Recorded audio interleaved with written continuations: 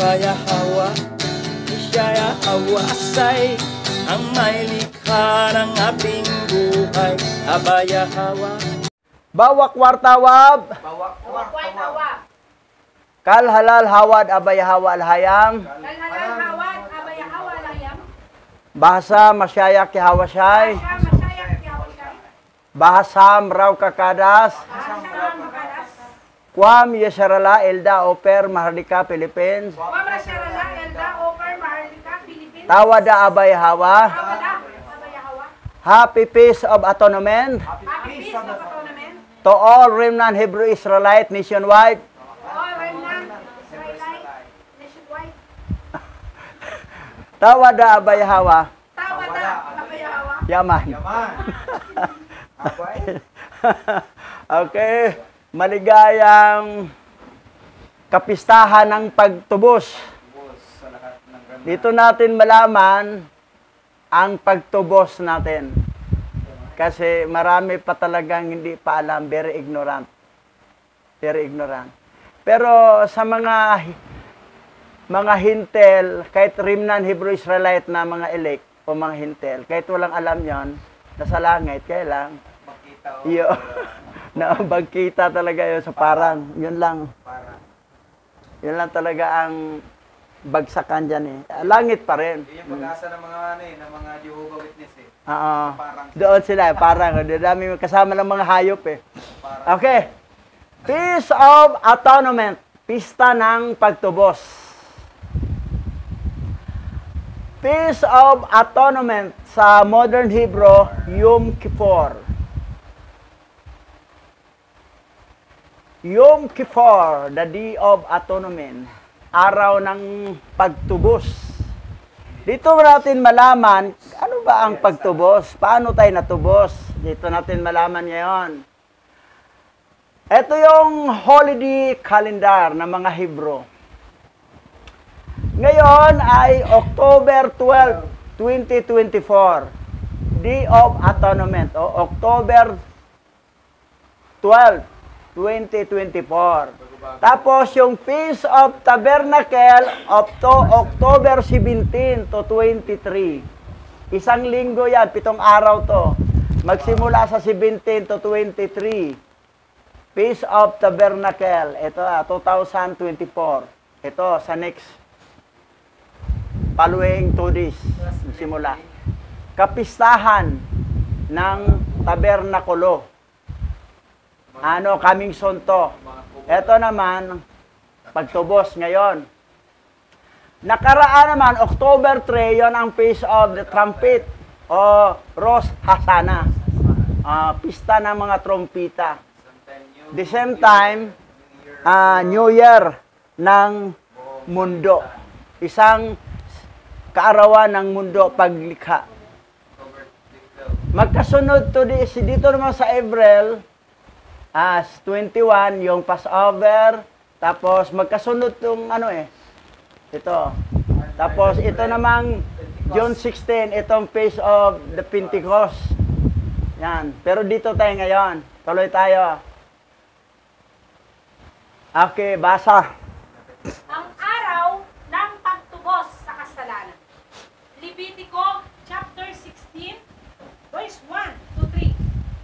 Pagkamatay ng 2 anak ni Aaron, dahil sa kanilang paglapit ng di nararapat sa harapan ni Yahweh, si Moises ay kinausap ni Yahweh. Sabi niya, sabihin mo sa kapatid mong si Aaron na makakalapit lamang siya sa dakong kabanal-banalan sa loob ng tabing sa takdang panahon. Sapagkat magpapakita ako roon sa pamamagitan ng ulap sa ibabaw ng luklukan ng awa na nasa ibabaw ng kaban ng tipan. Mamamatay siya kapag siya'y sumuway.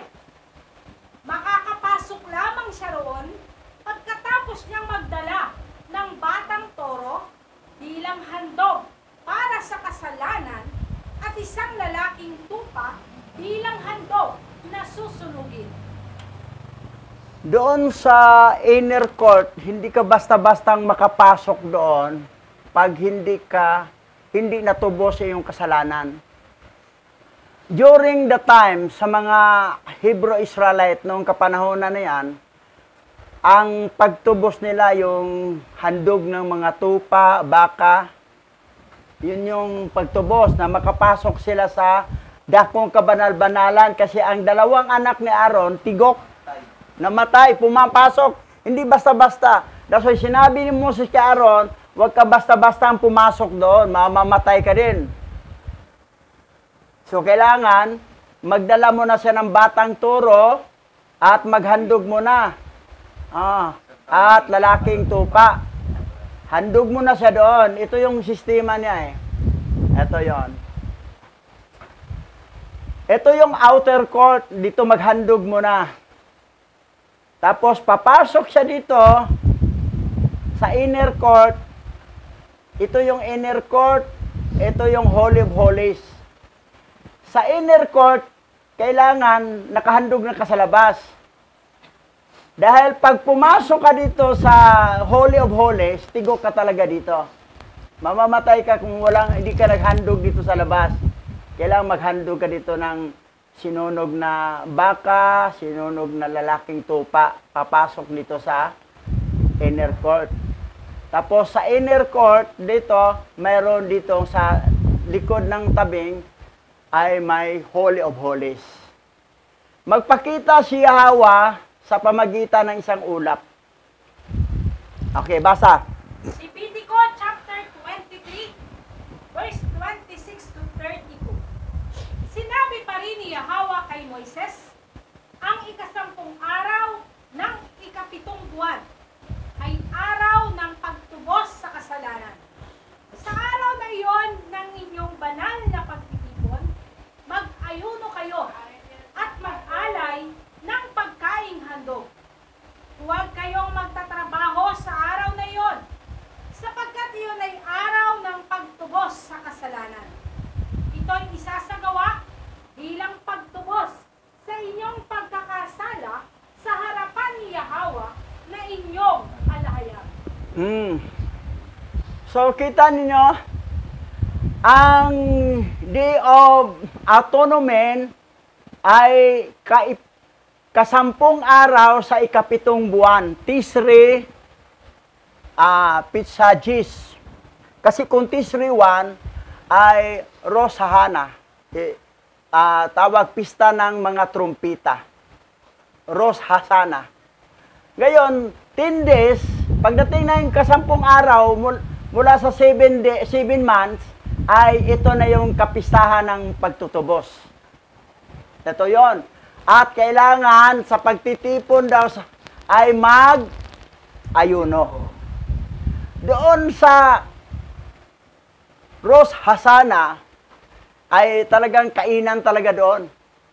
New Year yun eh. Pista ng mga trumpita, tugtugan, kainan. Pero dito naman, ayuno, fasting, puasa. Yan, sa Bisaya pa, yan. Ngayon, tuloy, basa. Ang hindi mag-aayuno sa araw na iyon ay ititiwalag sa sambayanan ng alahayag. Pupuksain ko sa harapan ng madla ang sinumang magtrabaho. Kaya, huwag kayong magtatrabaho sa araw na iyon.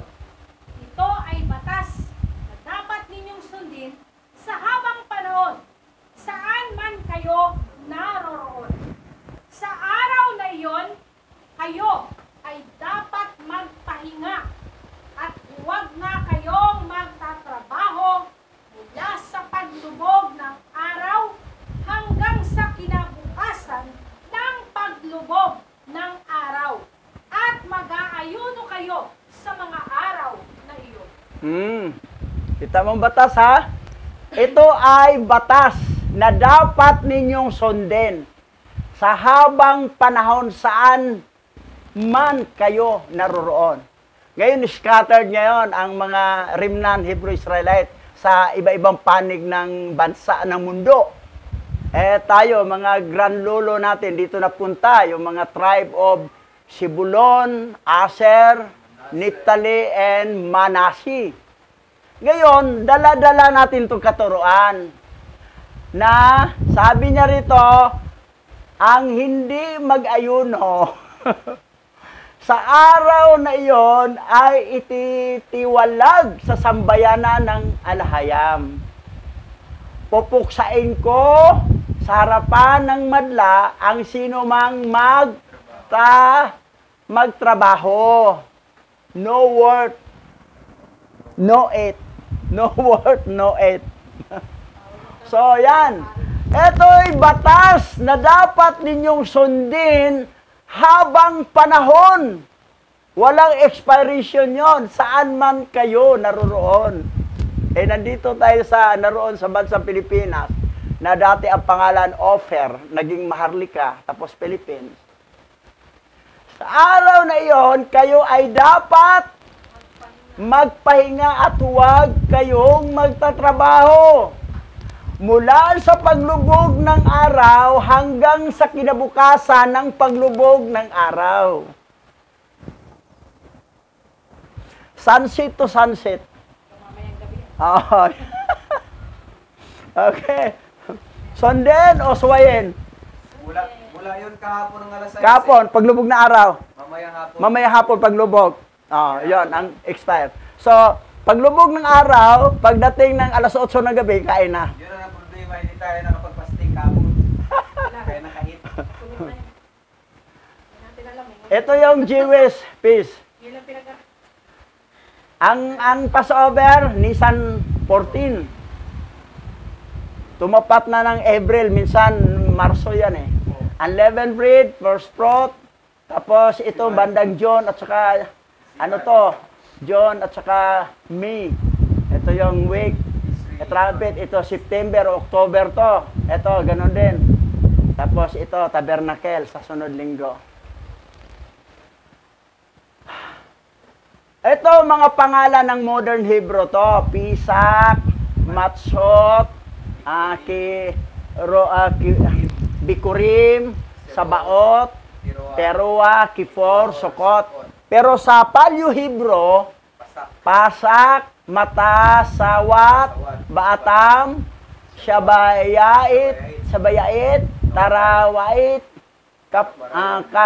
Kaparayam, at saka Sakawat. Ito, Paleo Hebrew, puro A at saka I lang ang vowel. Ito, mayroong O, may U. Modern na ito eh. The 7 feasts of Alahayam. Ayan. Sa English naman, Passover, Unleavened Bread, First Fruit, Pentecost, Trumpet, Atonement. Ito ngayon, Atonement. Tapos sa sunod linggo ay Tabernacle. Basa. Unang aklat ni Adan at Eva, Kabanata 14, verse 1 to 6. Pagkatapos ay sinabi ni Adan sa Alahayam, O Yahweh, kunin mo ang aking kaluluwa, at huwag mo na akong hayaang makita pa ang kadiliman na ito. O dalhin mo ako sa isang lugar kung saan walang kadiliman. So, ito yung sabi ni Adan. Kausap niya si Yahweh. Ngayon, ano pang sinabi ni Adan? Basa. Ngunit sinabi ni Alahayam na Yahweh kay Adan, katotohanang sinasabi ko sa iyo, ang kadilimang ito ay lilipas mula sa iyo sa bawat araw na aking itinakda para sa iyo hanggang sa matupad ang aking tipan. Kung kailan, ililigtas kita at ibabalik kitang muli sa halamanan, sa tahanan ng liwanag na iyong hinahanap-hanap, kung saan walang kadiliman. Dadalhin kita doon sa kaharian ng langit. Muling sinabi ni Alahayam kay Adan, ang lahat ng paghihirap na ito na ginawa mo sa iyong sarili dahil sa iyong pagsalangsang ay hindi magpapalaya sa iyo mula sa kamay ni Satanas at hindi ka ililigtas. Ngayon, Alamin natin kung ano ang katubusang binanggit ni Yahweh. Ano ang katubusan, ha? Nandito ng dalawa. Sige, tuloy. Ngunit gagawin ko, kapag ako ay bumaba mula sa langit, at ako ay magiging laman ng iyong mga kaapu-apuhan, at dalhin sa aking sarili ang kahinaan na iyong dinaranas. Kung magkagayoy, ang kadiliman na dumating sa iyo, sa yungib na ito, ay sasapit sa akin sa libingan, kapag ako ay nasa laman ng iyong mga inapo. At ako, na walang mga taon, ay magpapasakop sa pagbilang ng mga taon, ng mga panahon, ng mga buwan, at ng mga araw. At ako ay ibibilang na isa sa mga anak ng tao upang iligtas kayo. At ang alahayam ay tumigil sa pakikipag-usap kay Allah. So, binanggit ni Yahweh na magkatawang tao talaga siya. O anong proseso niya sa katubusan na gagawin? Biro mo, hindi siya under ng panahon, hindi siya under ng mga buwan, ibig sabihin hindi siya tumanda. Pero yung nagkatawang tao siya, tatanda na siya. Tatanda na siya at kung ano yung nature ng tao, ganoon na rin ang mangyari sa kanya. Ngayon, dito ang katubusan. Ano ba? Basa. Unang aklat ni Adan at Eva, Kabanata 24, verse 12 to 6. Pagkatapos ay dumating ang salita ni Alahayam kay Adan. At sinabi sa kaniya, O Adan, kung paanong ibinububo ang iyong dugo, gayon din, ibububo ko ang aking sariling dugo kapag ako ay naging laman ng iyong mga inapo. At kung paanong ikaw ay namatay, O Adan, gayon din, mamamatay din ako. At kung paanong ikaw ay nagtayo ng isang dambana, gayon din naman ako, gagawa para sa iyo ng isang dambana sa ibabaw ng lupa. At kung paanong inialay mo ang iyong dugo sa ibabaw niyaon, ay gayon ko ihahandog ang aking dugo sa ibabaw ng isang dambana sa ibabaw ng lupa. Yung eksena kasi dito, tumalon si Adan at saka si Eva sa bangin. Namatay sila, binuhay sila uli. Kung nag-alay sila ng dugo, si Yahweh, magkatawang tao siya, mag-alay siya ng dugo para sa katubusan. Yun ang atonement. Ang pinakapunto talagang atonement niya, ang dugo talaga niya, hindi yung sa mga hayop. Temporary lang ang mga hayop habang hindi pa nagkatawang tao si Yahweh. Habang hindi pa siya nagkatawang tao, temporary lang yung mga hayop. Eh ngayon, nagkatawang tao na. So, hindi na tayo mag-ano ng mga hayop. Magasto yun. Bibili ka ng baka, susunugin lang. Bibili ka ng tupa, susunugin lang. Minsan nga, ang ulam natin, toldok na lang. Tapos ang karne, susunugin lang para sa kanya. So, ngayon, ang ginawa ni Yahweh, siya talagang nangako na magkatawang tao siya. Mag-shed siya ng blood. Ngayon. Tuloy.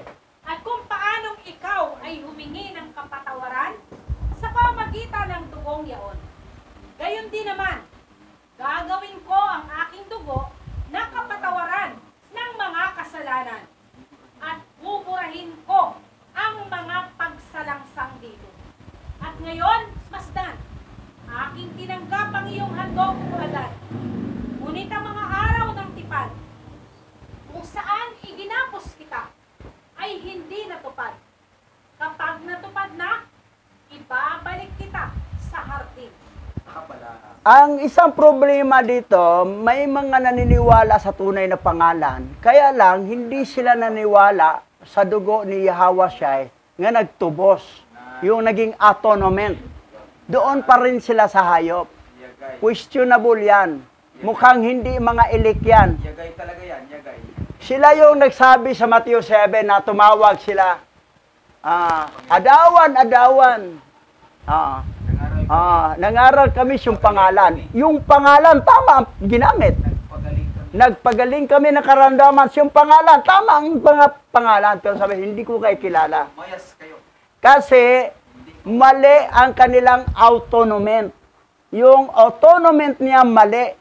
Nandoon pa rin sila sa hayop na hindi naman yan ang sinabi ni Hawa kay Adan. Ang sinabi niya, dugo mismo niya. Ngayon sabihin nila, si Hawa siya pinatay, galit ng ama eh. Oo. Para bang walang kabuluhan, siya nang nangako, hindi sila nagbasa dito eh, ng first book of Adam. Very ignorant. Ang mangyayari dyan, hindi sila elect. Guy, Imperno ang bagsak nila. tay, nayari tuloy. Pero, costume nila, ganun din. Naghandog, gumawa pa ng templo. Pero kawawa, susunog Akala ko si siya. ano lang, si Mali nga eh. Barbero lang. Mali. Ay, pala si ano. Sinabi doon, siya mismo magkatawang tao, mag-shed ng blood para sa katubusan Adan. ng sangkatauhan mula kay Adan at Iba. Pero hindi nila recognize. Ginawa pa na si Yahweh siya ay high-ranking angel galing. Si Yahweh yan, nagkatawang tao. Sinabi niya dito kay Adan. So, wala kayong autonoment, wala kayong katubusan. Patay ang Tuloy. sunog. Basa. Ang unang aklat ni Adan at Eva, Kabanata 42, verse 1 to 11. Pagkatapos ay dumating ang salita ni Alahayam kay Adan. At sinabi sa kanya, O Adan, kung ano ang iyong sinasabi, dalhin mo ako sa isang lupain kung saan may kapahingahan. Ito ay hindi ibang lupain kaysa dito. Ngunit ito ay ang kaharian ng langit kung saan nag-iisa ang kapahingahan. Ngunit hindi mo magagawa ang iyong pagpasok doon sa kasalukuyan. Ngunit pagkatapos lamang ng iyong paghatol ay lumipas at natupad. Kung magkagayoy, paakyatin kita sa kaharian ng langit. Ikaw at ang iyong matuwid na binhi, at ibibigay ko sa iyo at sa kanila ang iba pang hinihingi mo sa kasalukuyan. Okay, kayong nanonood sa YouTube channel, pakinggan nyo ha. Sabi mismo ni Yahweh kay Adan, kung magkagayon, paakyatin kita sa kaharian ng langit. Ngayon, ang problema ng iba, ayaw maniwala sa langit. Ayaw nila ang kaharian ng langit. O, di saan kayo? Sinabi na nga, kung magkagayon, paakyatin kita sa kaharian ng langit. Ikaw at ang iyong matuwid na binhi, at ibibigay ko sa iyo at sa kanila ang iba pang hinihingi mo sa kasalukuyan. Dapat mabasa. Ang linaw. Mabasa rin ito pala ni Pastor Teng. Wala, andito na alam to eh. Kasi hindi nanonood sa YouTube channel, sa mga video. Talo pa siya sa dalawang pastora.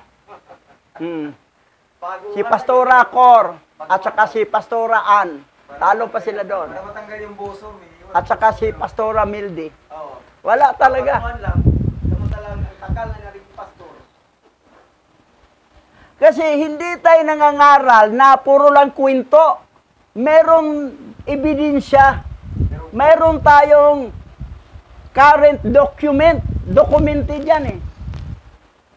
Kumbaga, binasa lang. May tagabasa at ako'y tagapaliwanag. Ayon sa nakasulat, hindi tayo na may nangangaral, isang talata, dalawang talata lang, isa o dalawa. Isang oras na mahigit ang pangangaral. Puro kwento lang lahat. O, anong doktrina yan? Sarili niya, puro kwento-kwento lang. Walang ebidensya kung saan galing yung tinuturo. Ito, linaw. Sa unang aklat ni Adan at Iba, Kabanata 42, 1 to 11. O yan ang sinabi. Ngayon, tuloy, basa.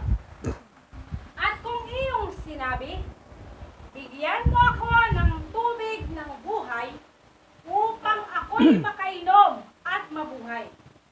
Hindi mangyayari sa araw na ito, kundi sa araw na ako'y bababa sa impyerno at sirain ang mga pintuang tanso at dudurugin ko ang mga kaharian na bakal. Kung magkagayoy, aking ililigtas sa awa ang iyong kaluluwa at ang mga kaluluwa ng mga matuwid upang bigyan sila ng kapahingahan sa aking halamanan. At iyon ay mangyayari pagdating ng katapusan ng sanglibutan. At muli, tungkol sa tubig ng buhay na hinahanap mo, hindi ito'y pagkakalob sa iyo sa araw na ito. Ngunit sa araw na ibubuhos ko ang aking dugo sa iyong ulo, sa lupain ng Golgota. Na-mention ang Golgota, ha? Pero pansinin mo natin dito. Ang sabi rito,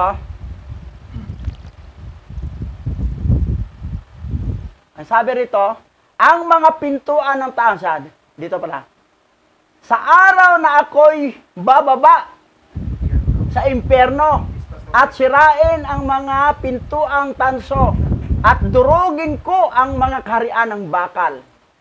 Kaharian na bakal. Si Yahweh nga nagkatawang tao, yung namatay siya, after 3 days, nabuhay siya mamuli, kasama niya yung isang magnanakaw, nasa bandang kanan niya, pumunta sila sa impyerno. At kaya lang nakapunta yung isang magnanakaw, kasi sinabi ka ng Yahweh siya, alalahanin mo ako kapag ikaw ay nasa iyong kaharian na. Ano sabi niya? Ngayon din, isasama kita sa paraiso. Pero bago sila pupunta sa third heaven, sa paraiso, dadaan mo na sila sa impyerno.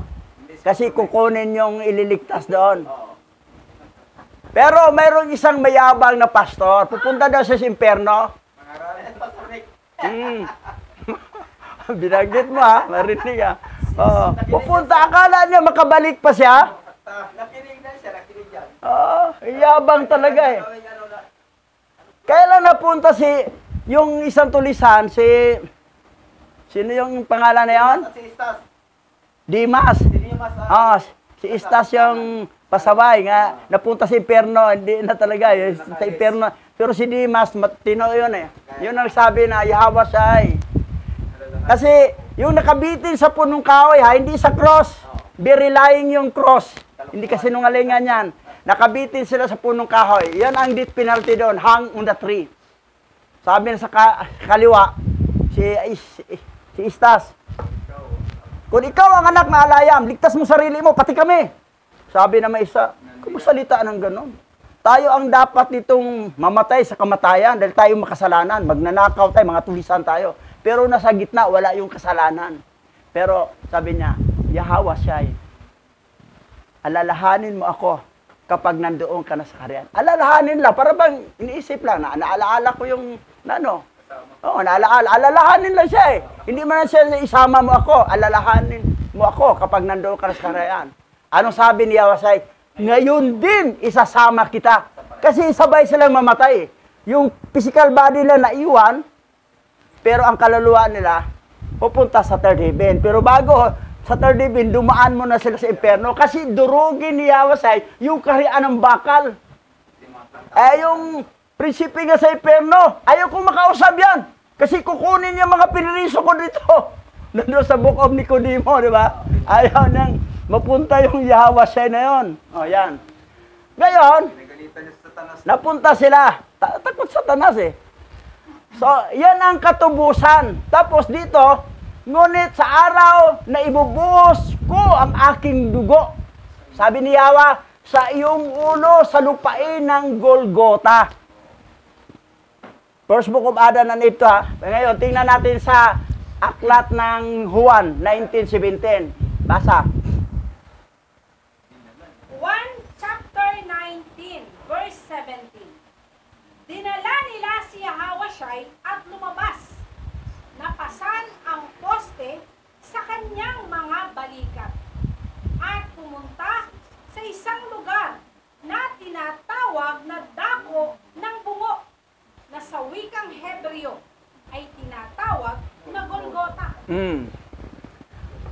John chapter 19 verse 17. Original Bible to, Hebrew Bible, Paleo Hebrew, Hebrew Aramaic Bible, New Testament. Ito ang nasalin, translation. Ang nakapangalan, Yahweh Shai. Yahweh Shai yun, Hindi Jesus. Hindi yan Jesus. Si Jesus, si Satanas po yan. 10 fallen angel na sa loob ni Jesus. At 4 na hayop. That's why, halos pa naman tao, sumisimba kay Jesus, sumisimba. Tapos sumisimba sa God. Sino yun si God? Si God rin. Satanas din yun. Sinabi sa Revelation, ang lahat ng tao, ang sangkatawan ay sumamba sa dragon o Satanas na matandang ahas. Tama. Kasi lahat ng tao, puro God, God, Lord, Lord, Jesus, Jesus. Walang kamalay-malay. Hanggat hindi natin sila masabihan, kasi pananagutan tayo. Pero wala na akong panagutan, magmarinig ninyo, pero tuloy pa rin kayong tumawag sa mga fallen angel, mga Satanas. At least pagdating ng Judgment Day, sa huling mga araw, sa katapusan ng mundo, wala na kayong isusumbat sa amin. Hindi naman, alam mo pala yun, hindi mo sinabi sa amin eh. Wala na ang isusumbat. Pero kung kaibigan tayo, hindi ko sinabi, pwede mo ako sumbatan. Pero ngayon, nasabi na, tuloy-tuloy pa rin kayong sumamba sa mga Satanas. Maraming Satanas yan eh. Hindi lang isa Satanas, marami. Ang nakalagay, Yahweh Shai. Doon siya, sabi niya, dinala nila si Yahweh Shai at lumabas at pasan ang pusti. Hindi cross, pusti. Sa kanyang mga balikat. Dito at saka dito. Pag ditong pasan, isang balikat lang, dito wala. E paano yung pagpasan ka gamit ang dalawang balikat? Ganon. Ito. Yan. Oo. Dalawang balikat gamit. Di ba ang parusa doon sa ibang bansa? Pag magkasala, pinapasan ka ng troso. Ganon. Oo. Mga balikat balikat to, balikat ito. Pero pag ganon lang pagpasan, ito isang balikat lang gamit. So yan ang katotohanan. Ang Bible na gamit ng mundo ngayon ay very lie. Kasinungalingan. Very sinungaling. Wala sa original Bible, binago talaga nila para malinglang ang tao. Tiwalang-tiwala sa Bible. Tiwala kayong lying yan, sinungaling ang Biblia yan. Satanic Bible yan. Fallen Angel Bible. Ayan. O, basa. Sapagkat ang aking dugo ay magiging tubig ng buhay sa iyo sa panahong yaon, at hindi sa iyo lamang, kundi sa lahat ng iyong binhi na magsisisampalataya sa akin, upang ito'y inyong kaligtasan magpakailanman. Muling sinabi ng Yahweh kay Adan, o Adam, noong ikaw ay nasa halamanan, ang mga pagsubok na ito ay hindi dumating sa iyo. Ngunit yamang ikaw ay lumabag sa aking utos, ang lahat ng mga paghihirap na ito ay dumating sa iyo. Ngayon, gayon din, ang iyong laman ay nangangailangan ng pagkain at inumin. Uminom ka nga ng tubig na iyan na dumadaloy sa iyo sa ibabaw ng lupa. Yung nakasala na siya dahil si iba, pati lahi natin, magugutom natin, mauhaw. Ramdaman na nila buhaw. Pero yung hindi pa sila nakasala, nasa Garden of Eden sila, may kainan naman, may tree of life prutas. Pwede naman kumain. Pero kung hindi ka kumain, okay lang rin. Hindi ka mamatay kasi hindi ka magugutom. Hindi ka rin, pwede ka rin hindi mo inom ng tubig kasi hindi ka uhawin. Pero ngayon, magugutom na tayo. Mauhaw na tayo. That's why kayo talagang trabaho para may makain, para may mainom. Yan na. Yan na ang parusa sa kasalanan ni Adag ni Eva, nga namana natin lahat. Kung ating mga ninuno, hindi lang sana sila nagkasala, yung lahi natin, wala sanang problema. Paglabas lang nga sa tiyan natin, makasalanan na tayo kasi namana natin ang kasalanan ng tinatawag na original sin ni Adan ni Eva. Sa sinapupunan pa lang ng nanay natin, makasalanan na tayo ng paglabas. That's why, hindi mo talaga pwedeng i-celebrate ng kaarawan mo. I-celebrate mo kaarawan mo, makasalanan ka. Demonic celebration yan, yung birthday. Ang mga Hebrew Israelite hindi nag-celebrate ng birthday. Ang mga Islam, mga Muslim hindi nag-celebrate ng birthday. At saka yung Jehovah Witness. Pero lahat ng mga Christian iba-iba, puro celebrate. Wala silang kalam-alam. Very ignorante. Very ignorant talaga. Hindi talaga nag-aral. Akala nila, birthday, okay yun, kainan eh. O yun, anong kainan? Kainan? Hindi lang yan ang mali. Nag-celebrate ka pa sa kaarawan ng idolatry. At ang malala, nagbibigay ka pa ng kaluluwa doon sa mga demonyo na anak ni Lilith at ni Samael. Si Lilith, nanganganak ng demonyo, 100 demons every day. Mga demonyo, evil spirit yan. Mabibigyan na sila ng kaluluwa kapag may mag-birthday. Kahit hindi mo birthday, nag-greeting ka. Happy birthday sa'yo. Nagbigay ka rin ng kaluluwa sa mga demonyo. Walang kalam-alam ang mga tao niyan eh, kasi hindi tinuturuan. Ngayon, alam na ninyo, ngayon mag-greeting-greeting pa rin kayo ng birthday? Hindi nga, kasi sa paglabas pa lang natin, makasalanan na, tapos ipagmalaki po na, happy birthday, maligayang kaarawan mo. Maligayang kaarawan na makasalanan ka? Maligaya? Dito, sa katubusan. Dito ang dapat. Yan dapat mag-greeting. So, aywan ko, baliktad talaga eh. Tuloy natin. Basa. Unang aklat ni Adan at Eva, Kabanata 49, verse 1 to 13. Noon ang salita ni Alahayam ay dumating at sinabi, O Adam, sino ang nagpayo sa iyo nang ikaw ay lumabas sa yungib na pumunta sa lugar na ito? At sinabi ni Adan kay Alahayam, O Yahweh, naparito kami sa lugar na ito dahil sa init ng apoy na dumating sa amin sa loob ng yungib. Kasi wala pang electric pan panahon nila eh. Doon sa yungib lang sila nakatira. Wala pang kubo-kubo. Biro mo, sa yungib lang. Sa Bisaya pa, langob. Doon na tulog. Mainit doon pala eh. Lumabas sila doon sila sa labas. Eh, pinaunalan sila bato ni Satanas para mamatay sila. Yung ginawang simboryo. O, para natin. Basa. Pagkatapos ay sinabi ni Yahweh Alahayam kay Adan, O Adam, kinatatakutan mo ang init ng apoy sa isang gabi? Ngunit paano ito kapag ikaw ay naninirahan sa impyerno? Gayunpaman, O Adan, huwag kang matakot, ni sabihin sa iyong puso na aking inilatag ang batong ito bilang panakip sa iyo upang lagyan ka nito. Nagmula ito kay Satanas na nangako sa iyo na maging alahayam at kamahalan. Siya ang naghagis sa mga batong ito upang patayin ka at si Eva na kasama mo. At sa gayon ay pigilan kayong mabuhay sa lupa. Ngayon, dito tayo. Ang sabi ni, bakit lumabas kayo? Pagkatapos sinabi ni Yahweh Alahayam kay Adan, O Adan, tatakutan mo ang init ng apoy sa isang gabi, ngunit paano? Ito, kapag ikaw ay nanirahan sa impyerno. Forever ng apoy. Do, init lang. Kita mo? Kasi lumabas sila na hindi nagpaalam.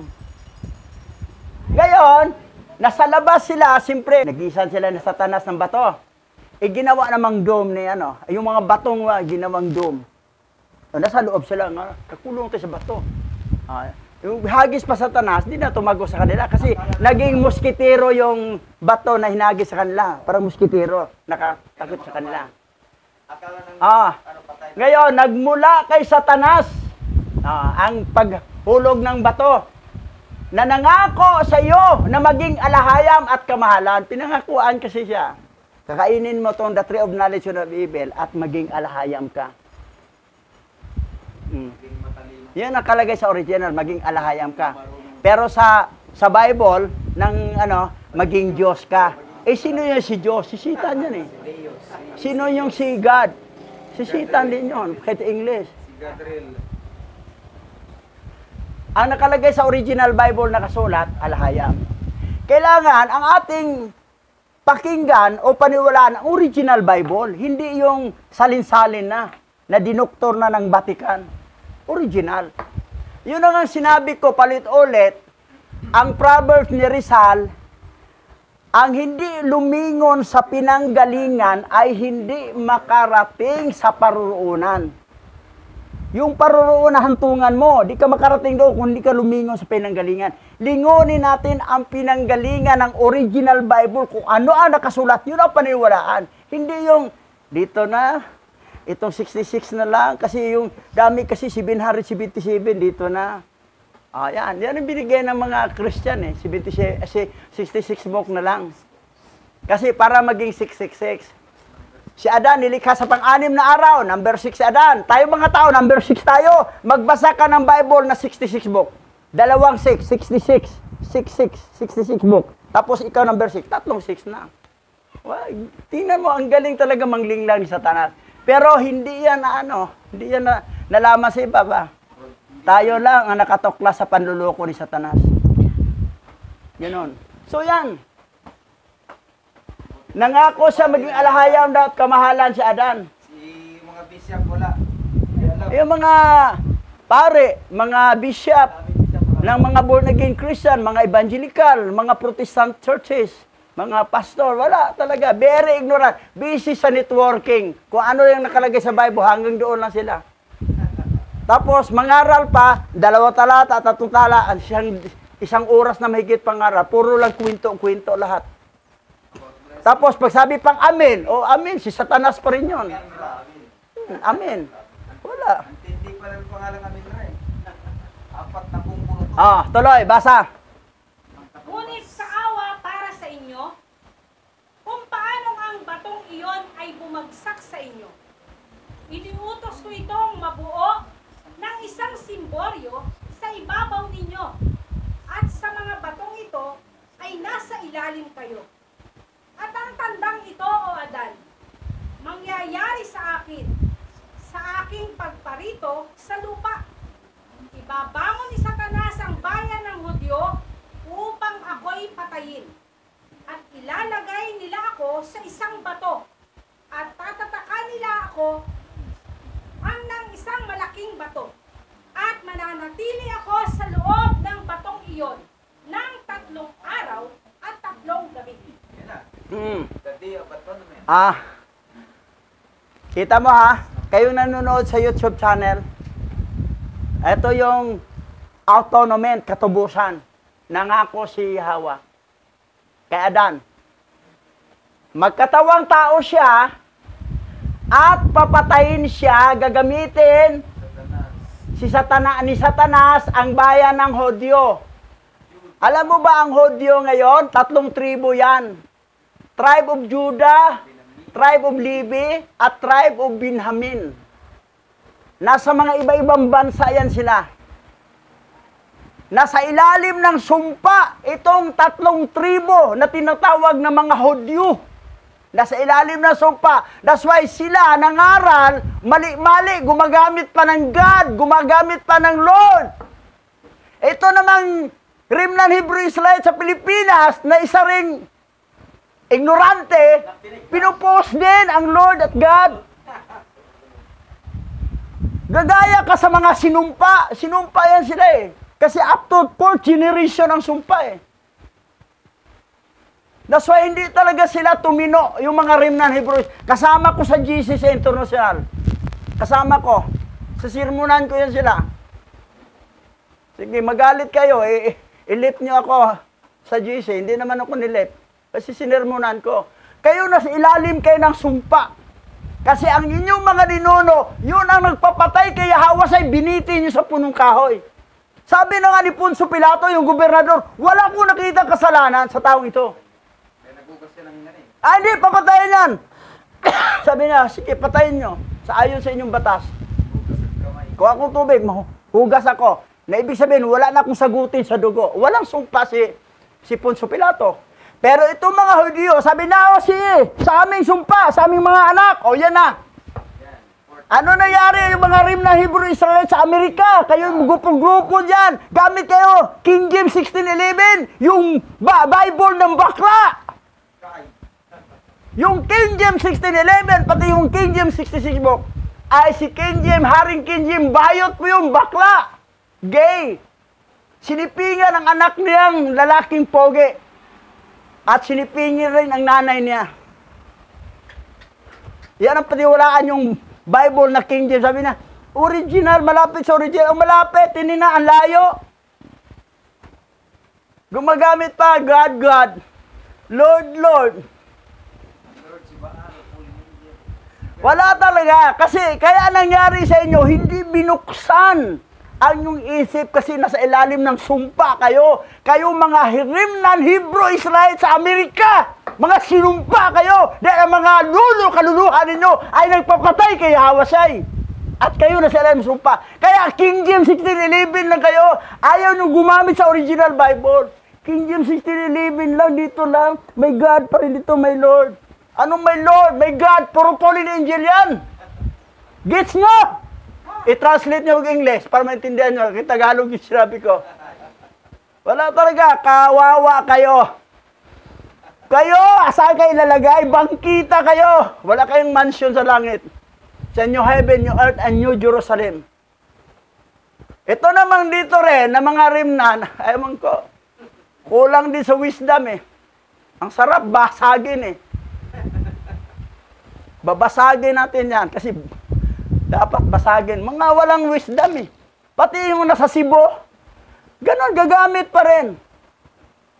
Hindi ma-edit. Ano hindi ma-edit? Tamad lang kang mag-edit. Wag mo ipilit, i-post. Pag hindi mo talaga edit, kasi hindi ka marunong, wag mo ipilit. Parang i-recognize na sinabi na huwag banggitin ang mga pangalan na ibang alahayam kahit sa iyong labi. Hindi lang sa labi, pinost mo pa sa social media. Bangkita ang bagsak nyo. Kasi meron ibang remnant Hebrew Israelite na ganun din, parang Christian. Huwag mong gayahin sila. Para dalawa na kayo, marami na kayong mali. Huwag mong titingnan yung mga mali ng iba. Titingnan mo yung tama, yun ang sundin mo. Gets mo? O, bugbog sarado na kita. O, yan. O, tuloy. Ngunit sa ikatlong araw ay babangon akong muli. At ito ay kaligtasan sa iyo, O Adan. At sa iyong mga inapo na maniwala sa akin. Ngunit, O Adan, hindi kita dadalhin mula sa ilalim ng batong ito hanggang sa makaraan ang 3 araw at 3 gabi. At si Alahayam ay umalis at hindi na nagsalita kay Adan. Ngunit si Adan at si Eva ay nanatili sa ilalim ng bato ng 3 araw at 3 gabi. Kaya nang sinabi ni Alahayam sa kanila. Kayong mga nagamit-gamit sa tamang pangalan, Yahweh, Yahweh, pero hindi kayo naniniwala ang si Yahweh, si Yahweh ang nagkatawang tao. Ang pinaniwalaan nyo si Yahweh galing sa high-ranking angel. Ito, sinabi nga ni Yahweh kay Adan, ngunit sa 3 araw ay babangon ako muli at ito ang kaligtasan sa inyo. Sa iyo, O Adan, at sa iyong mga inapo na naniwala sa akin. Yan ang atonement, katubusan. Yung dugo niya, sino yan? Si Yahweh yan, nagkatawang tao. Hindi yan anghel nga nagkatawang tao. Hindi yan, iba yun, iba. Galing sa dibdib, galing sa busong lumabas, isa ka ring mali. sarap mo rin batukan ka. Siya ngayon si Hawa nagkatawang tao. Pagbaguhin pa.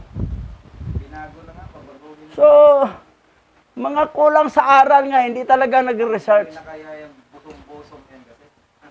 Dito na tayo. Sabi niya, ups, pagkaraan ng 3 araw at 3 gabi, sabi niya rito, O Adan, hindi kita dadalhin mula sa ilalim ng bato ito hanggang sa makaraan ng 3 araw at 3 gabi. Yan. Kasi si Yahweh, nga nagkatawang tao, si Yahweh siya ay 3 araw, 3 gabi din siya. Saka siya mabuhay magmuli. Iba ba yan? Sinabi na nga ni Yahweh kay Felipe, ang tagal na natin kasama. Hindi mo ba nakita ang Ama? Yahweh siya, ipakita namin Ama, okay na sa amin. Sabi, Felipe, ang tagal na natin kasama. Hindi mo ba nakita ang Ama? Ang nakakita sa akin, nakakita sa Ama. Ang linaw-linaw na sinabi. Tapos ito lang mga iba, mga tulibagbag talaga utak. Ewan ko. Ang tawag ko sa inyo, 0 IQ kayo. 0 IQ. Wala kayong IQ. Nadamay na po. Ang linaw-linaw yung sinabi. Nadamay na po ng IQ. Tuloy. At sa gayon, ang ginawa ni Alahayam sa kanila, sapagkat sila'y umalis sa kanilang yungib at naparoon sa lugar nang walang utos ni Alahayam. Yan, ang ginawa. Ngunit, pagkaraan ng 3 araw at 3 gabi, binuksan ni Alahayam ang bato at inilabas sila mula sa ilalim nito.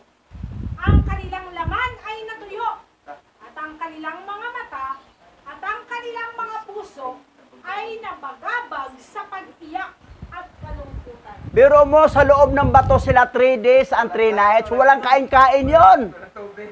Walang tubig, wala lahat.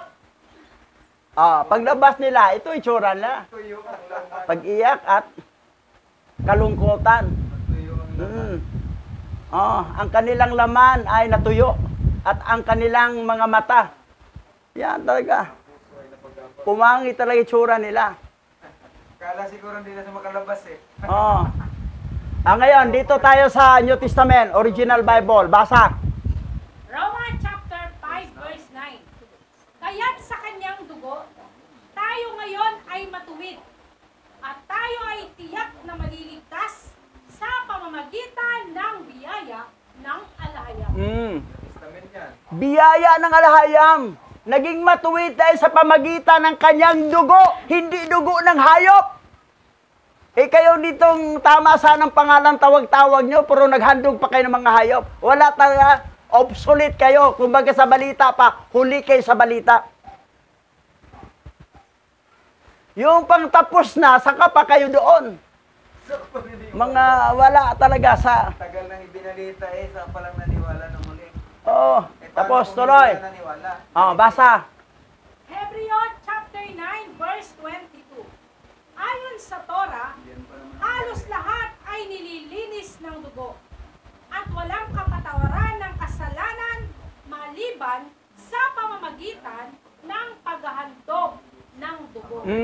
May paghandog. Kasi walang kapatawaran sa kasalanan maliban sa pamagitan ng paghandog ng dugo. Yung sa Old Testament, dahil hindi pa nagkatawang tao si Yahweh, nga siya si Yahweh siya, temporary ang mga hayop.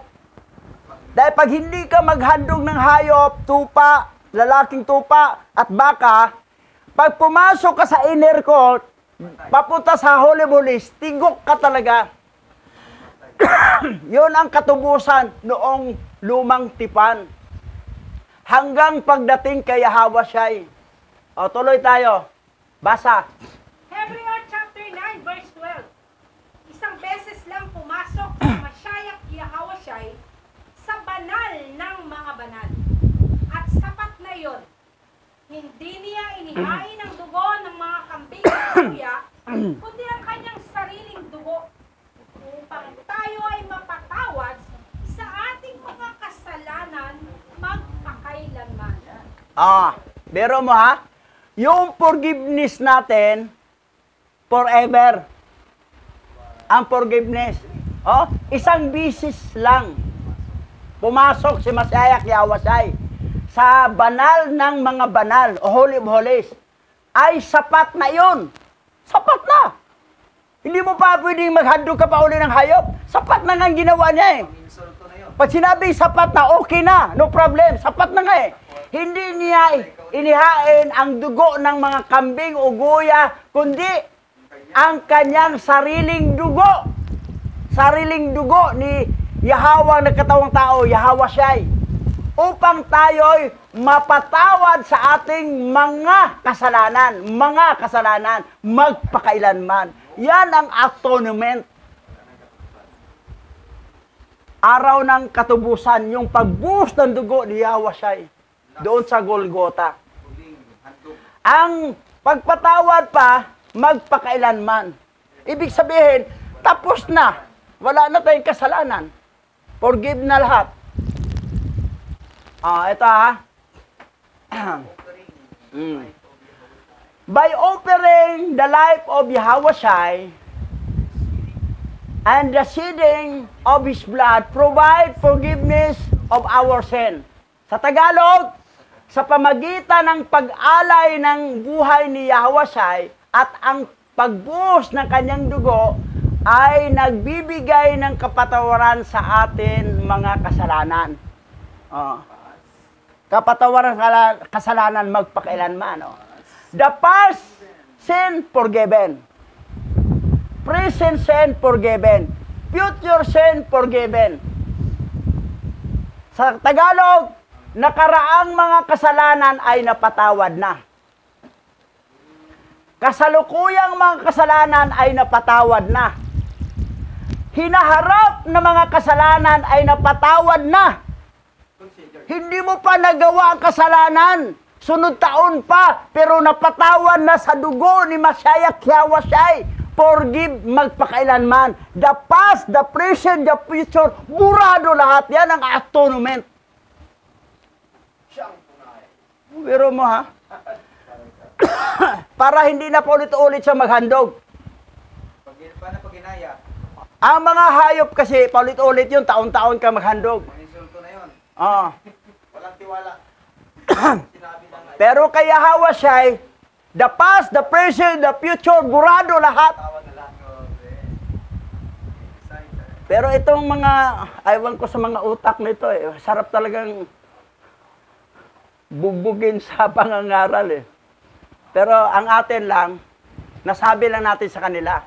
Concern kasi tayo sa kaluluwa nila. Pero kung sila naman, pakuya-kuya-kuya lang, hindi nila alam panganib nilang madarating sa impyerno, bahala kayo. Hindi naman ako may perno, kayo naman At least sinabi na natin. Ganun lang yun Basa. Hebrews chapter 10 verse 17. Pagkatapos ay sinabi niya, kakalimutan ko ang kanilang mga kasalanan at kasamaan. Kalimutan na nga. Sa pagbuhos ng dugo, makasala ka bukas, sunod araw, kalimutan na. Hindi na niya alalahanin. Kasi yung dugo niya, nag-forgiveness sa lahat-lahat na yun Yan, sabi na, kung ganun pala, sige, gagawa ko salanan, sige, papaluin ka naman. Alam mo na Papaluin ka naman. Sinadyang kasalanan may palo. May palo. Pero yung kasalanan, hindi mo sinadya, nagawa mo lang kasi hindi mo sinadya, okay, walang palo yon. White lies. Pero kung sinadya mo, may palo. Pagdidipinsa. Palo lang. Paluin. Pero actually, forgiveness na yan Mawala kasalanan. Mawala. Ito pa, basa. Hebrews chapter 10 verse 10. At dahil sinunod niya ang kalooban ni Alahiyam, tayo ay pinabanal ni Mashiach Yahweh Shai sa pamamagitan ng isa at sapat na sakripisyo ng kanyang sarili. Yes. Diba? Sa pamagitan ng isa lang ng handog, ay sapat na sakripisyo ng kanyang sarili. Sapat na. Hindi ka na maghandog pa uli. Pero maghandog ka pang uli. Tapos maghanap ka pa ng pera, mangungutang ka para magbili ka ng tupa. Grabe nun, nireject Para maghandog ka. Iba, turong baka. Tinanggal talo isa sa kabihas na. Inalis Oo. na sa ano. Nireject niya, no? Tuloy. Tinanggal tuloy siya sa Hebrews kasalanan. chapter 10, verse 18. Dahil ang mga kasalanan ay pinatawad at hindi na kailangan mag-alay ng mga hain na hayop upang sunugin para sa kasalanan. Ang linaw, hindi na. Hebrew 10:18, kayong mga naghandog pa ngayon. Tama sanang pangalan tinawag nyo, Yahweh, Yahweh siya eh. Nalaman yung totoo. Kaya lang naghandog pa rin kayo eh. Wala kayo sa tamang atonement. Hindi kayo happy atonement. Ang tawag nyo, malungkot na atonement. Sadness atonement. Dahil biro mo ha, dahil ang mga kasalanan ay pinatawad at hindi na kailangang mag-alay ng mga hain na hayop upang sunugin para sa kasalanan. Hindi na nga. Pero ginawa nila. Ginawa nila, talagang tulibagbag talagang utak. Baliktaran dito. Ah, Ginawa nila. binasa nila to, inignore lang nila. Ako, Rowe. Basa. Buhay ka pa, Hebrews Rowe. chapter 10, verse 14. Sa makatuwid, sa isang sakripisyo ng buhay ni Yahweh, isang walang hanggang sakripisyo ang nakuha para sa pag-aalay ng walang hanggang mga hain sa mga pinabanal ni Alahayam. Isang sakripisyo lang sa buhay ni Yahweh. Isang walang hanggang sakripisyo. Kumbaga, sa isang sakripisyo, parang buong, nakasakripisyo ka na buong buhay. Parang nag-alay ka na taon-taon ng mga hayop, mga tupa, mga kambing, mga baka. Parang nakahain ka na. Pero ginawa lang ni Yahweh isang sakripisyo. Pag-alay, walang hanggang mga hain na pinabanal ni Alahayam. Biro mo, ganyan. Naintindihan ba ninyo? Ewan ko sa inyo. Sarap talagang pagalitan kayo. Sarap. Nagbukod na yung isa, Bishop. Sa Cebu. Oo. Yung maliit na mama. Tuloy. Hebrews chapter 10, verse 9. Pareho pa yung maliit. Pagkatapos ay idinagdag niya, narito ako upang sundin ang iyong kalooban. Sa ganitong paraan, inalis ng Alahayam ang unang handog at pinalitan ito ng handog ni Masyaya Yahweh. Inalis na nga yung handog yung panahon ni Moses. Yung mga hayop, inalis na. At pinalitan na ito ng handog ni Masyaya Yahweh. Ang handog ni Masyaya Yahweh, once lang. Pero para nang naghandog ka na sa buong buhay mo. Yan. Yan ang sinabi, Original Hebrew yan, original yan. Bible. Siya pa, ito pa. Hebrews chapter 10, verse 8. Gaya ng nasa itaas, hindi tatanggapin ni Yahweh ang mga handog na hayop bilang handog na susunugin at hindi nasisiyahan kahit na ihain ito ayon sa batas. Kahit ihain pa ito ayon sa batas sa Old Testamentura, hindi natatanggapin ni Yahweh kasi parang insulto na ang ginawa nyo na nagkatawang tao si Yahweh, nagsiid ng blood bilang pangalang Masyaya Yahweh, hindi nyo pinaniwalaan, ay hindi yan tatanggapin kasi maghain-hain pa rin kayo ng handog ng hayop. So, wala talaga. Ewan ko. Walang tiwala. Walang tiwala. Tuloy tayo. Sige, basa. Hebrews chapter 8, verse 7. Kung ang unang tipan ay perpekto, hindi na kailangan ang pangalawa. Hindi talaga perpekto yung una. Yung Old Testament na Torah ni Moses. Hindi perpekto. Kasi kung perpekto ba yon, hindi na kailangan ang pangalawa. Kaya lang may pangalawa kasi hindi perpekto nga ang una. Sumasablay nga. Ang iba naghandog, pilay naman. Ang iba naman, May kabila. Hindi pwede yun. bulag. Puto lang buntot, di pwede. Hindi rin pwede. Kasi perfect ang hayop mo handog. Pero mo sunugin lang, gawin lang usok. Gawin. Basa. Gawa chapter 13, verse 39. At para sa lahat ng mga naniniwala sa Kanya, ang lahat ng mga kasalanan na na hindi pinatawad sa pamamagitan ng pagsunod sa Torah ni Moises ay papatawarin. Ang sabi? At para sa lahat ng mga naniniwala sa Kanya, ang lahat ng mga kasalanan na hindi pinatawad sa pamagitan ng pagsunod sa Torah ni Moses ay patatawarin.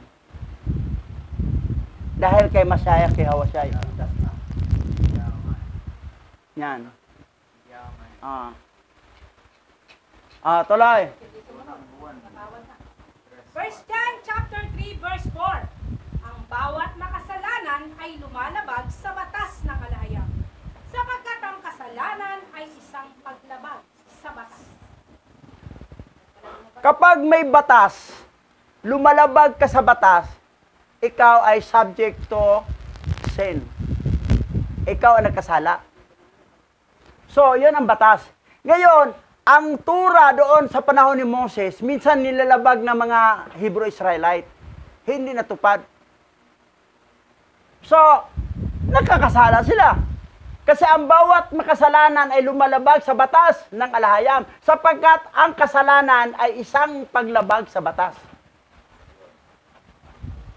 Kahit naman sa labas, bawal magtapon ng basura, penalty, 1,000, barangay ordinance. Nakita ka nagtapon ng basura doon, may batas. Huli ka. Penalty, 1,000. May batas eh. Pero pag walang batas, magtapon ka, walang batas. Pag may batas, ngayon, paano tayo maitubo? Sa marami naman pumapalpak sa batas. Laging nagkakasala. Ito po. Sige, basa.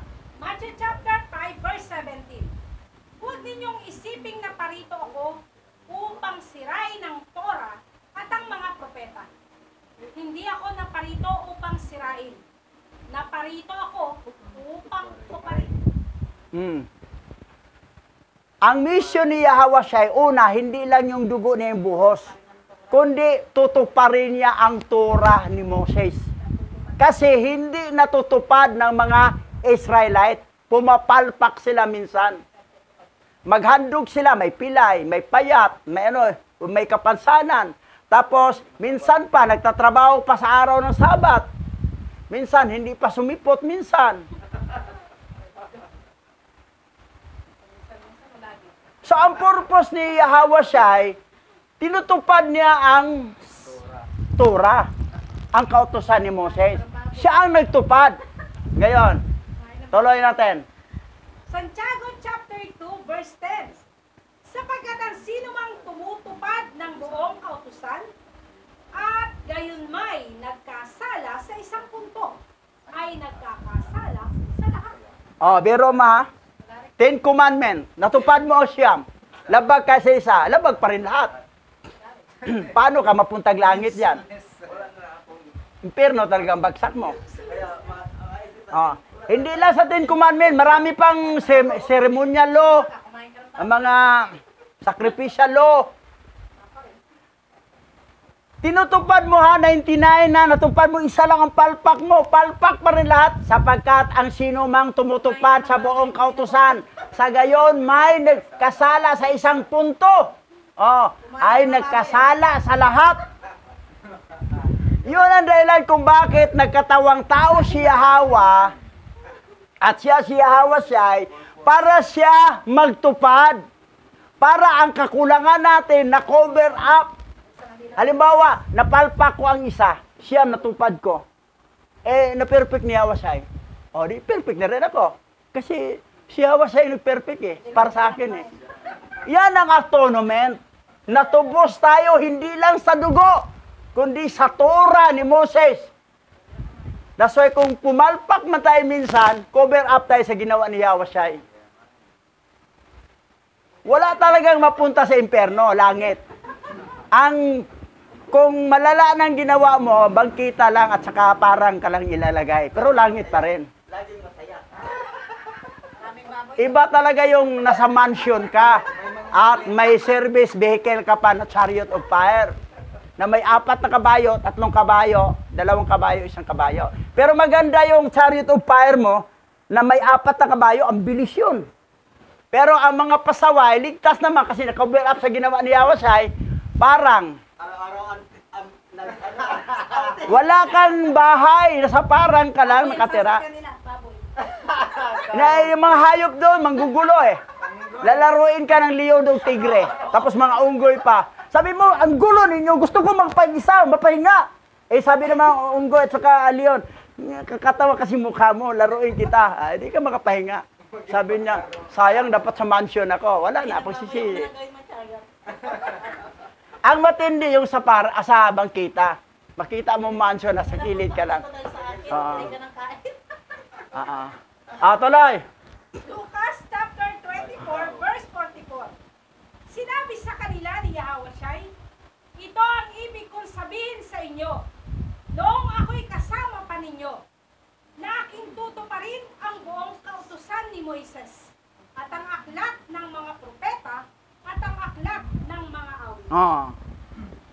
Pinaalaala ni Yahweh uli na sinabi niya sa kanila, sinabi sa kanila ni Yahweh, at ito ang ibig kong sabihin sa inyo, noong ako'y kasama pa ninyo, yung doon sa Matthew chapter 7, na aking tutuparin ang buong kautusan ni Moses. Kasi tinubos tayo ang katubusan atonement sa Torah. Na kahit pumapalpak tayo, perfect na rin tayo kasi na-perfect ni Yahawasyai para sa atin. Cover up ang ginawa. Pangalawa, yung dugo niya. Past, present, future, burado. So, sure langit sa mga naniwala kay Yahawasyai. Pero kung patuloy ka pa rin kasi yung kumpiyansa, okay lang kasi tinubos naman ako, gano'n. Sige. Sige, panghanda ng bangkita ka o sa parang. At least langit pa rin.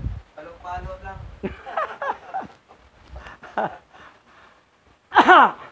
Basa. Galatia chapter 3, verse 13. Tinubos tayo ni Masiah mula sa sumpa ng Torah dahil isinumpa ni Elahayam ang nakabitin sa punong kahoy. Si Yahawasyai binitin sa punong kahoy. Kasi ang death penalty ng Israel, babatuhin hanggang mamatay at ibibitin sa punong kahoy. Doon siya pinako sa punong kahoy. Yun ang death penalty. Kasi sabi ni Poncio Pilato, hatulan ninyo siya sa batas ninyo. Kasi wala akong nakita kasalanan. Kung anong tubig, mahugas ako para wala akong sagutin sa dugo niya. Sabi naman na, mga Hudyo, sa aming dugo, ang sagutin mo sa yung dugo at sa aming lahi. Yun na nga, kayong mga nasa Amerika, tribe of Judah kayo, tribe of Levi, tribe of Benjamin kayo.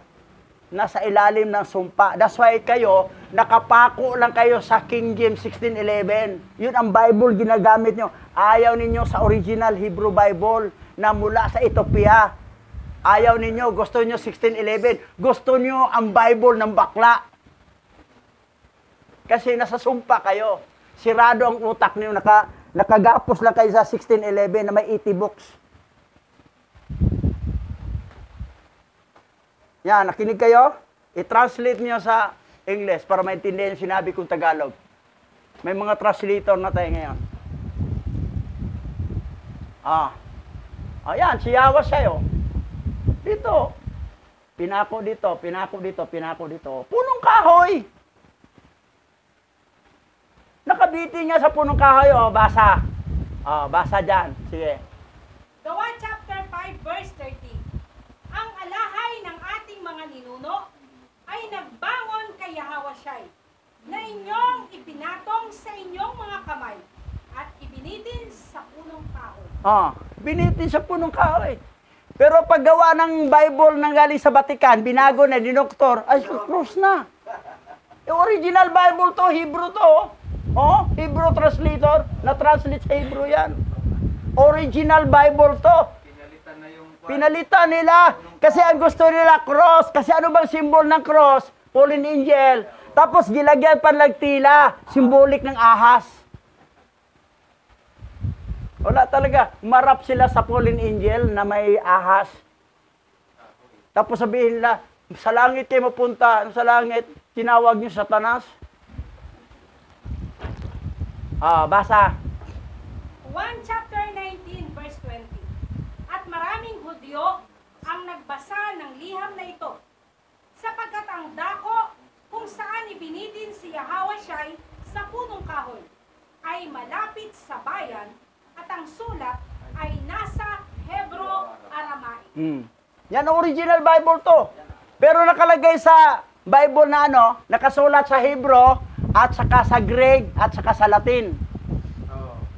Walang Latin, walang Greek nakalagay, kundi Hebro-Aramaic ang nakasulat doon kay Yahawashai nga nakabitin. Nakabitin si Yahawashai sa punong kahoy. Libro Aramaic, hindi Enre. Doon sa Hebrews, Enre. Enre, Nakalagay doon, Enre. Basa. 1 chapter 19 verse 30. Nang matanggap ni Yahawashai ang suka, sinabi niya, natapos na, at iniyuko ang kanyang ulo at tumigil sa paghinga. Doon siya namatay habang nakabitin sa punong kahoy. Tinanggap niya, sa ispongha yung suka. Kasi binabi nila, nauhaw ako, gano'n. Suka, binigar, gano'n.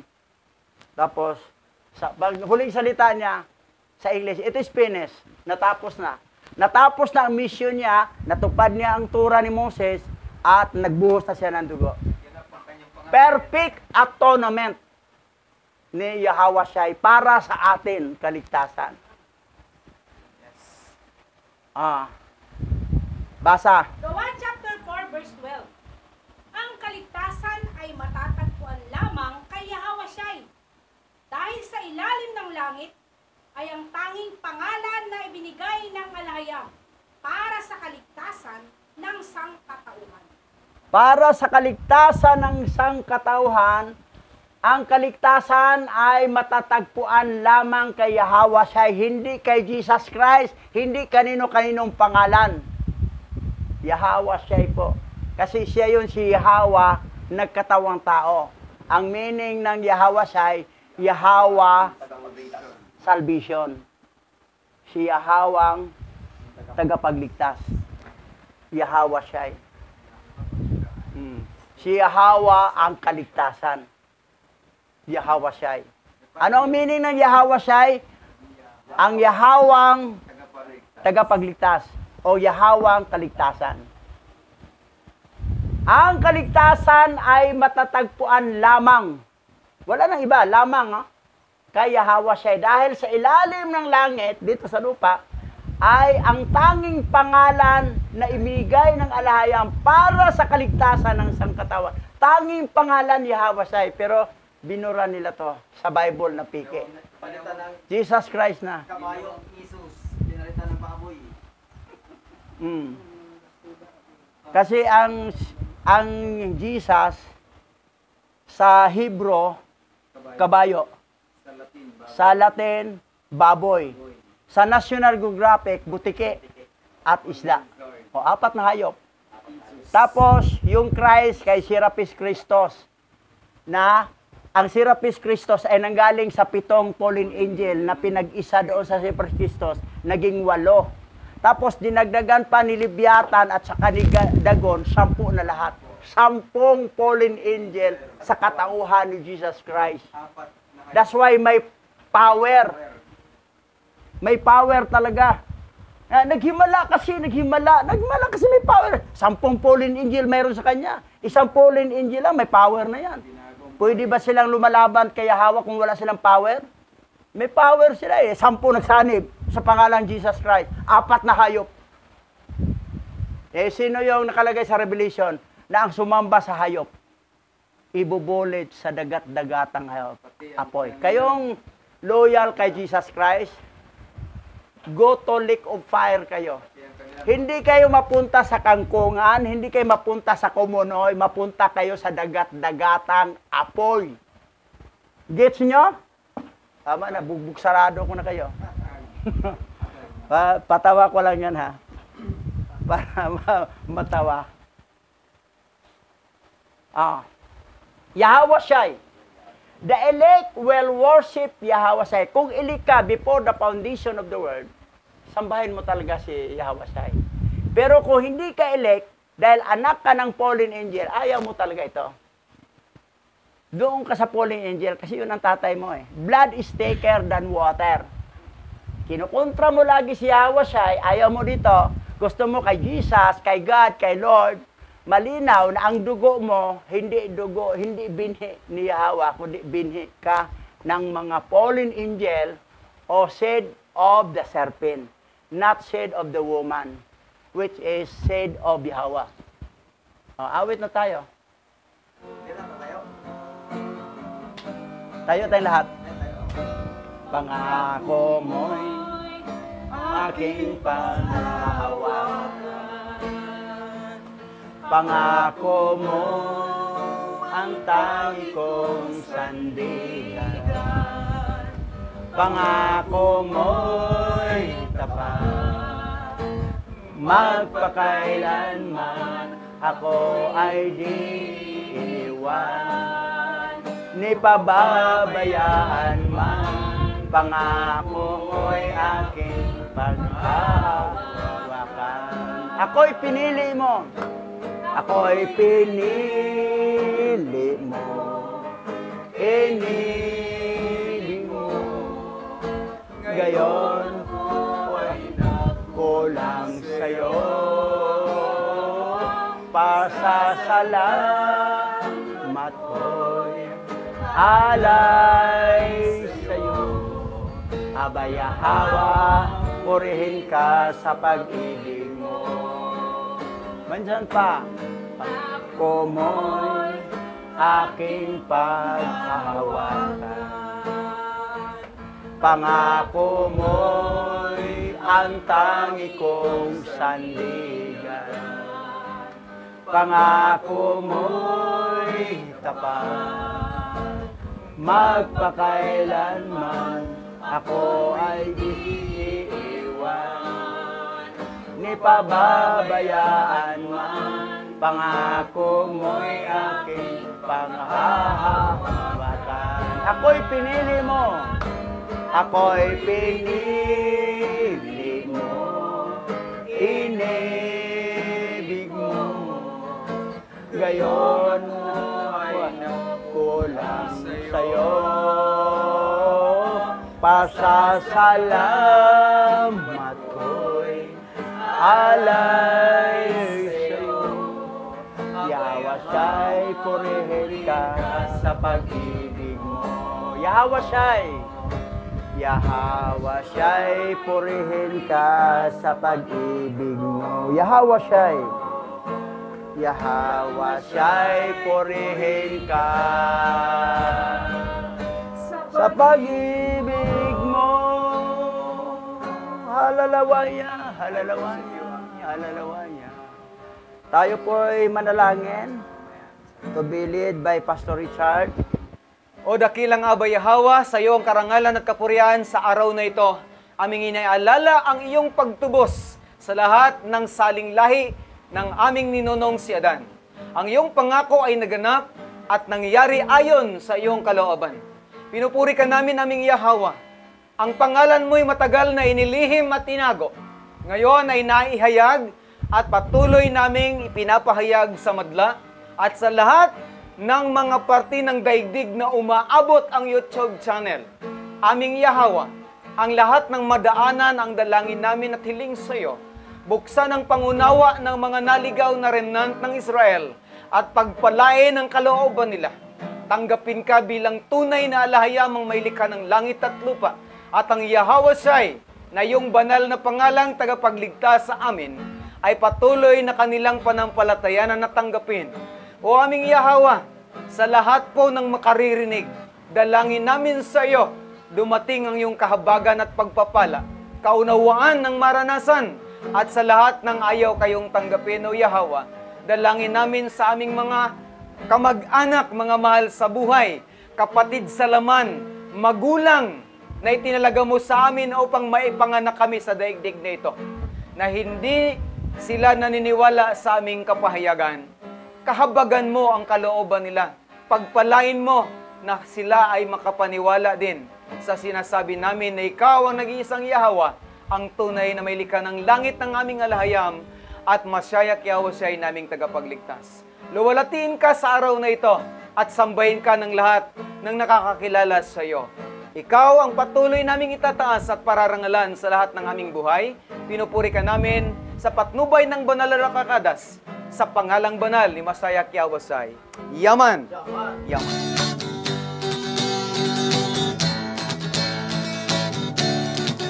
Abaya Hawa, Ishaya Hawa Asay, ang may likha ng ating buhay.